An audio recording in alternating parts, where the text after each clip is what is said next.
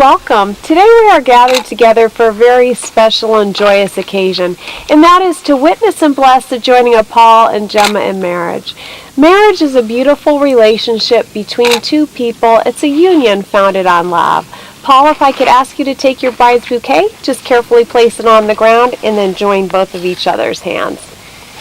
And I asked you to join hands as a symbol of the union that you're making here this afternoon.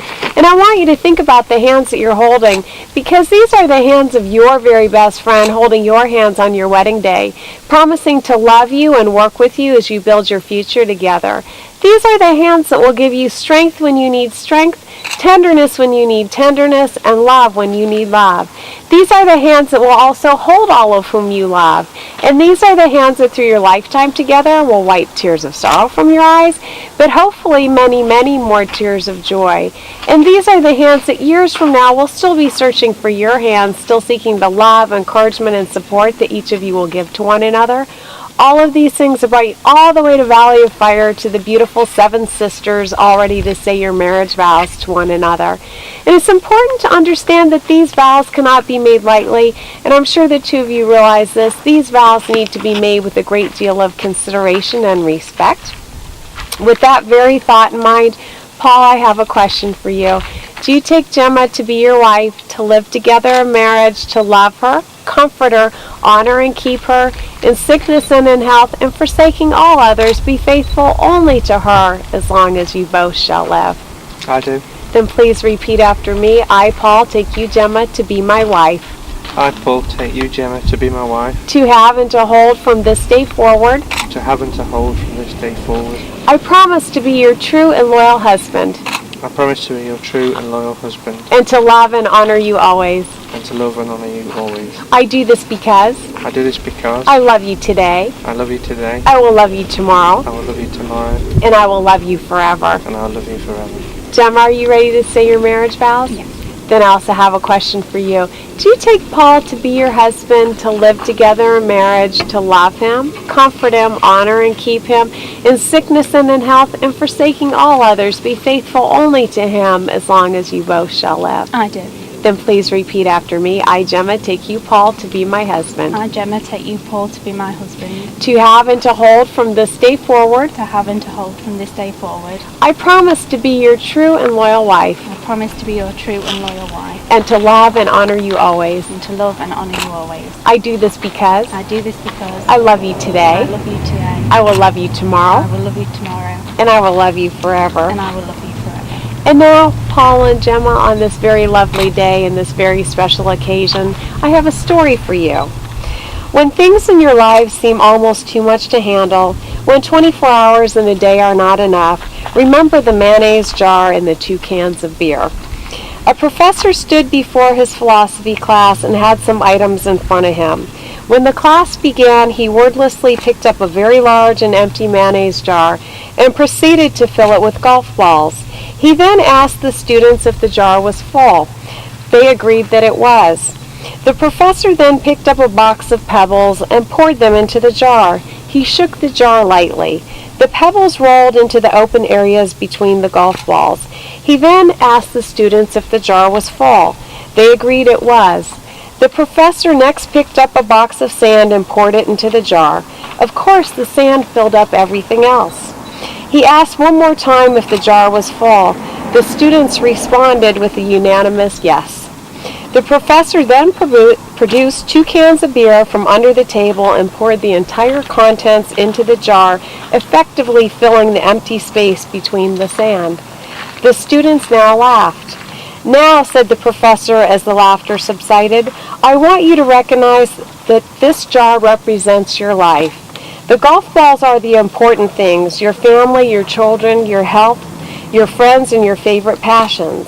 And if everything else was lost and only they remained, your life would still be full.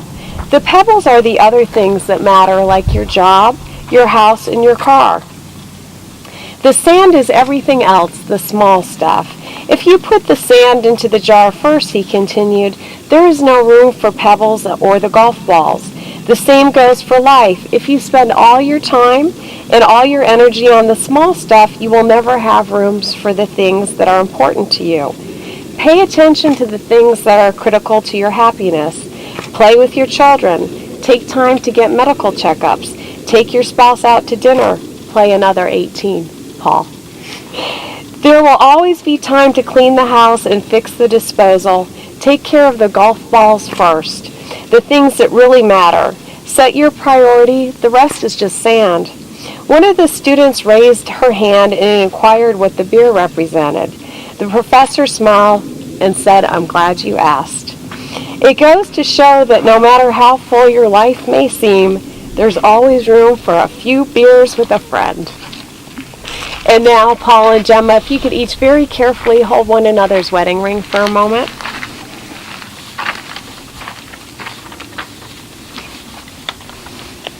Throughout time, the wedding ring has been a symbol of unending love because, like time, your rings have no beginning and no end. They're the emblem of eternity.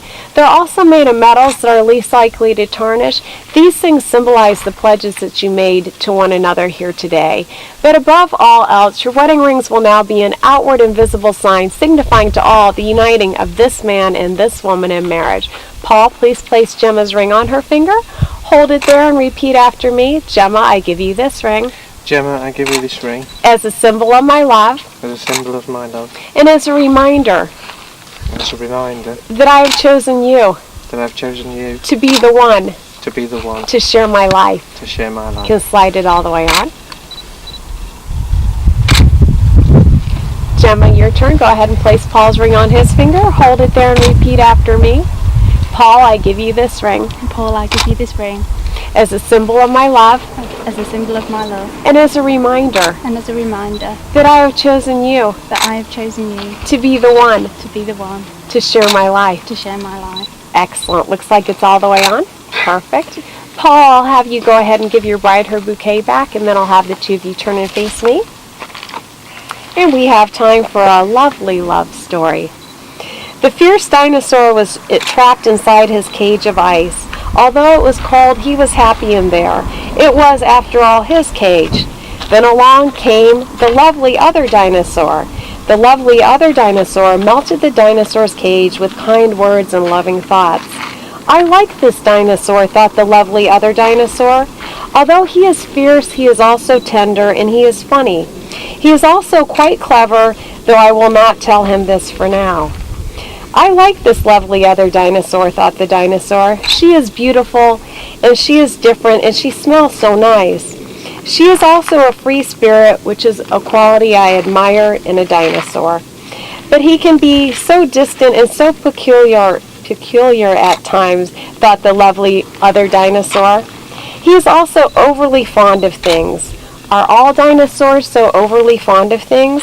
But her mind skips from here to there so quickly, thought the dinosaur. She is also uncommonly keen on shopping. Are all lovely other dinosaurs so uncommonly keen on shopping? I will forgive this peculiarity and his concern for things, thought the lovely other dinosaur, for they are part of what makes him a richly charactered individual.